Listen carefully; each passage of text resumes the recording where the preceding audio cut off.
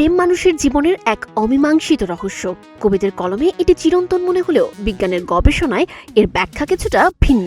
সাম্প্রতিক গবেষণায় উঠে এসেছে যে সম্পর্কের শুরুর দিকের সেই তীব্র উন্মাদনা বা হরমোনের জোয়ার চিরস্থায়ী নয়। তাহলে প্রেমের আয়ু কি মাত্র 2 বছর?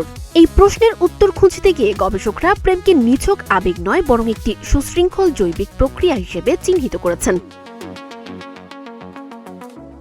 গবেষকদের মতে একটি সম্পর্ক মূলত 4টি ধাপ অতিক্রম করে: উন্মাদনা, বন্ধন, সংকট এবং গভীর সংযুক্তি।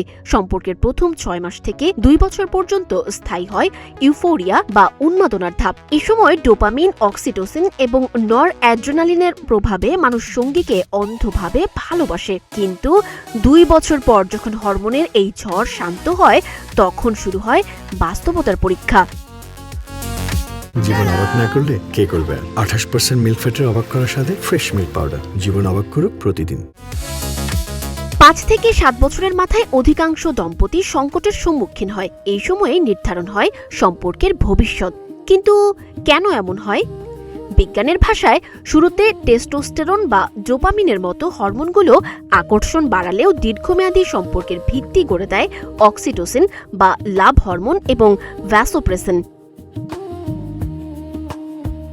2 বছর পর প্রেমের তীব্রতা কমে যাওয়ার অর্থ প্রেম ফুরিয়ে যাওয়া নয়, বরং এটি মোহ থেকে শ্রদ্ধায় রূপান্তরের একটি ধাপ। যারা এই কোপিং ফেজ বা মানিয়ে নেয়ার ধাপে সফল হন, তাদের সম্পর্কে অন্ধ মোহের চেয়ে পারস্পরিক শ্রদ্ধা ও স্নেহ প্রাধান্য পায়। সুতরাং মোহ হয়তো 2 বছরের, কিন্তু সঠিক বোঝাপড়া থাকলে প্রেম হয়ে ওঠে জীবনব্যাপী এক গভীর সংহতি।